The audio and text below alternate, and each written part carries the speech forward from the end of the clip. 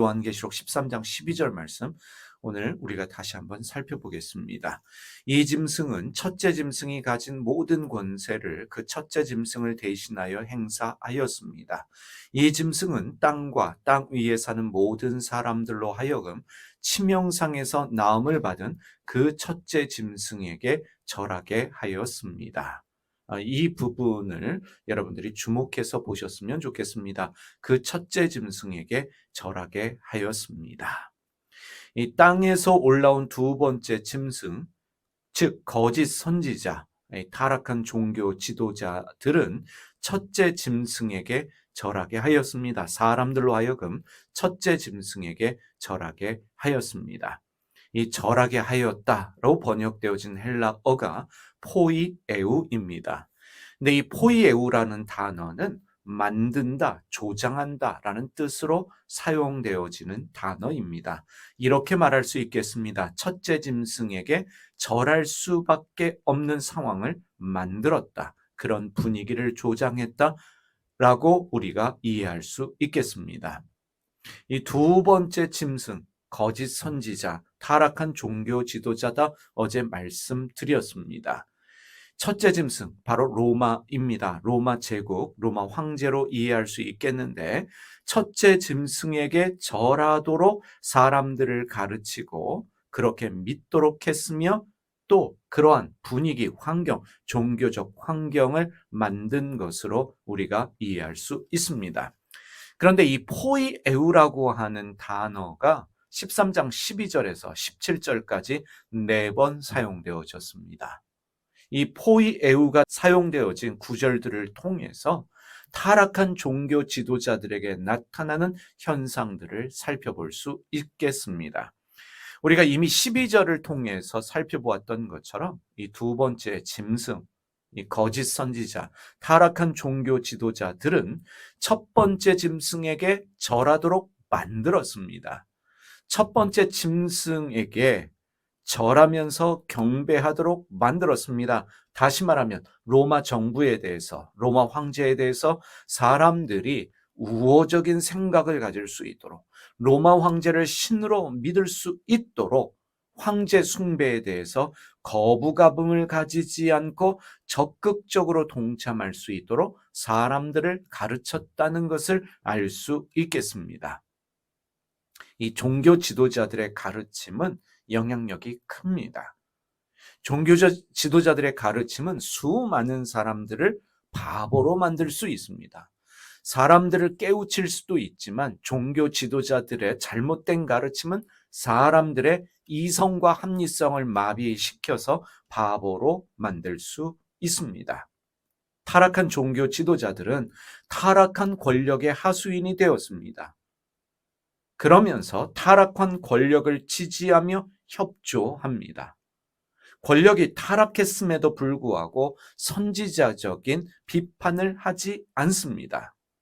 사람들이 타락한 권력에 대해서 우호적인 마음을 가질 수 있도록, 타락한 정치 지도자들에 대해서 우호적인 마음을 가질 수 있도록 사람들의 생각을 바꾸어 버립니다. 가르치고 적극적인 지지를 보냅니다. 그렇게 함으로 말미암아 타락한 권력의 지지를 받게 됩니다. 타락한 권력의 도움으로 종교를 성장시키고 더불어서 자신도 부와 권력을 누립니다. 우리가 역사를 살펴보면 타락한 권력이다라고 말할 수 있는 지도자들이 많았습니다. 그때마다 타락한 종교 지도자들은 그들을 지지했습니다. 그들을 위해서 기도회를 열면서 이 독재자를, 타락한 지도자를 하늘이 내리신 지도자다라고 말하면서 적극적인 지지와 협조를 했습니다. 그러면서 그들의 도움을 받아서 자신들의 종교 집단을 성장시킨 예들이 있습니다. 13절에도 포이에우라는 단어가 사용되어졌습니다. 살펴보겠습니다. 요한계시록 13장 13절입니다. 또 그 짐승은 큰 기적들을 행하였는데 사람들이 보는 앞에서 하늘에서 불이 땅에 내려오도록 하였습니다. 여기에도 포이에우가 사용되어졌습니다. 하늘에서 불이 땅에 내려오는 기적을 만들었다는 것입니다. 이렇게도 말할 수 있겠습니다. 기적을 조장했습니다. 타락한 종교 지도자들은 나는 기적을 행할 수 있는 사람이다 라는 것을 대중에게 보여주기 원합니다. 기적을 조작하기도 합니다. 기적을 만들어냄으로 말미암아 나는 기적의 사람이다. 하나님이 쓰시는 사람이다 라는 것을 선전합니다. 어떠한 기적들을 통해서 자기의 권위를 부각시키고 절대적으로 자신의 말에 추종하도록 순종하도록 요구합니다. 기적을 행함과 동시에 타락한 종교 지도자들은 이런 말을 합니다. 나를 거역하는 것은 곧 하늘의 뜻을 거역하는 것이다. 나를 거역하면 저주를 받을 것이며 심지어 죽을 것이다 라는 것을 강조하면서 사람들이 자기를 따를 것을 요구합니다. 무엇을 통해서요? 기적을 통해서입니다. 그래서 타락한 종교 지도자들에게 나타나는 현상 중에 하나는 지나친 병 치유를 강조합니다. 병원 가는 것보다 나에게 기도받아서 병이 나음을 얻어라. 치유를 강조합니다. 이 귀신 축사, 귀신 들렸기 때문에 귀신을 쫓아내야 된다. 누가 쫓아낼 수 있다라고 말합니까? 능력받은 내가 쫓아낼 수 있다라고 말하면서 귀신 축사를 강조합니다. 또한 예언에 치중합니다. 나는 신의 계시를 받은 사람이기 때문에 신의 음성을 받은 사람이기 때문에 나는 예언할 수 있다라고 말하면서 사람의 장래에 대해서 예언합니다. 여러분, 기적이 중요해지면 이성과 합리성이 무시되어집니다.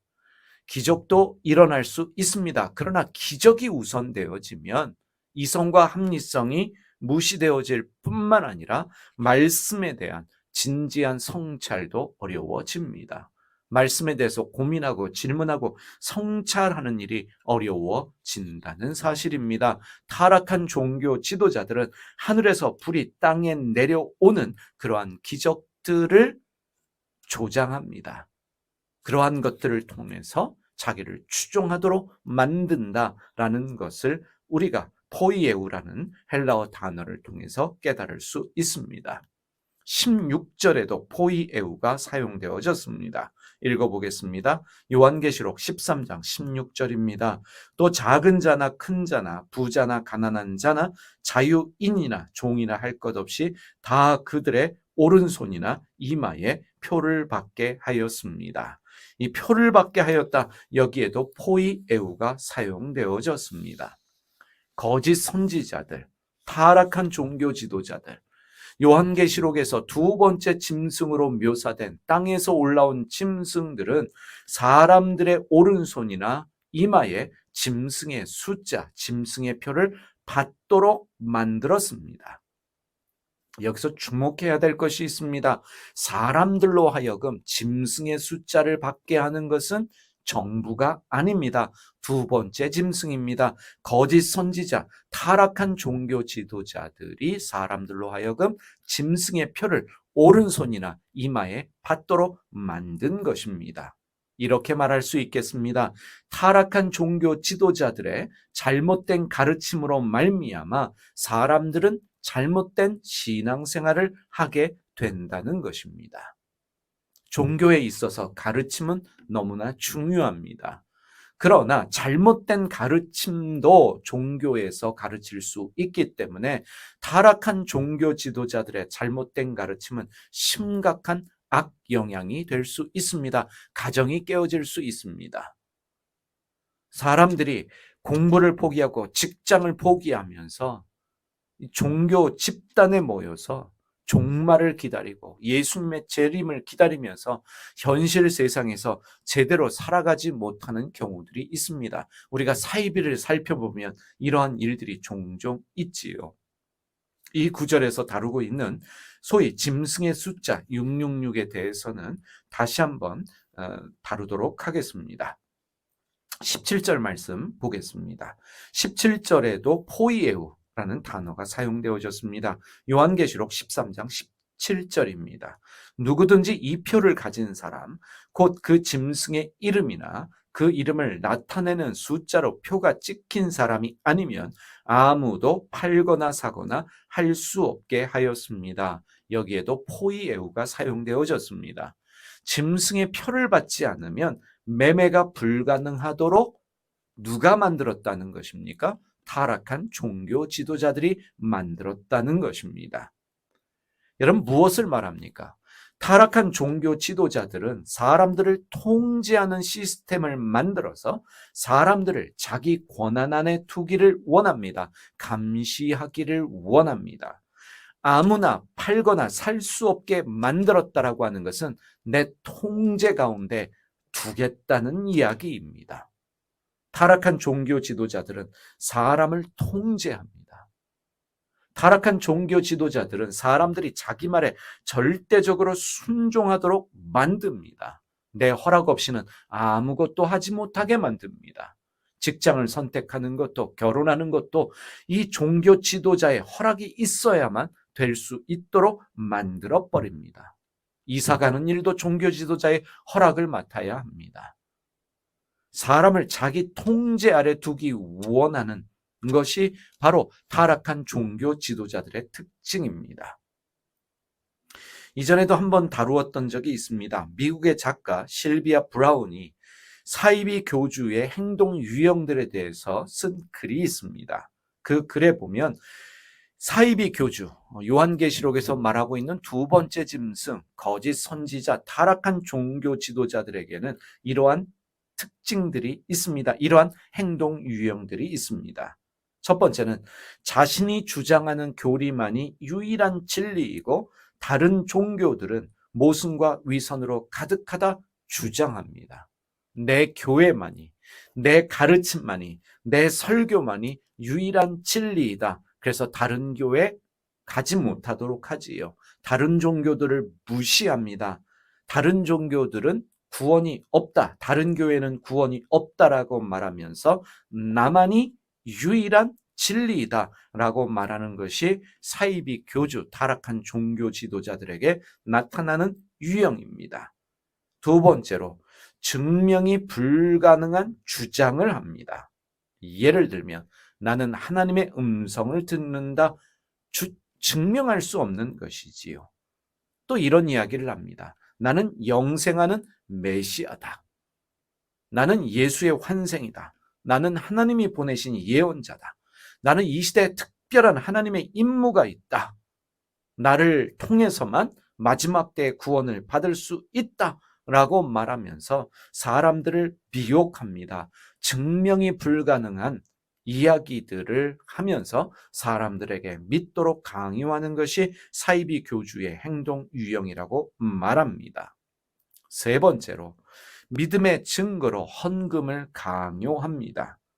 재산을 가져다 바쳐라. 그래야 구원을 받는다. 그래야 복을 받는다. 경제적인 능력을 빼앗는 것이 사람들을 잡아두는 가장 효과적인 방법이라는 것을 타락한 종교 지도자들은 알고 있다라고 실비아 브라운이 말합니다. 재산을 바치면 사람들이 쉽게 그 종교단체를 떠나지 못합니다. 그러한 것들을 타락한 종교 지도자들, 이 거짓 선지자들은 알고 있기 때문에 헌금을 강요합니다. 네 번째로 이렇게 말합니다. 타락한 종교 지도자들은 사람들을 가족과 사랑하는 사람들로부터 격리시켜서 공동생활을 하게 한다. 집단 생활을 하게 한다는 것입니다. 할 수만 있다면 교회 주변에 모이도록 강요를 합니다. 함께 살기를 권유합니다. 그래야만 사람들을 통제하기 쉽기 때문에 그렇습니다. 그리고 마지막으로 이런 이야기를 합니다. 타락한 종교 지도자, 사이비 교주들은 포섭한 뒤에는 확실하게 삶을 간섭하기 시작한다라고 말합니다. 성경 공부에 많은 시간을 할애하면서 자주 모이도록 강요를 하는데 이 모이지 않는 사람들에게 이 시간을 교회에 모임에 우선적으로 두도록 요구하면서 교회 중심으로 종교단체 중심으로 생활하게 합니다.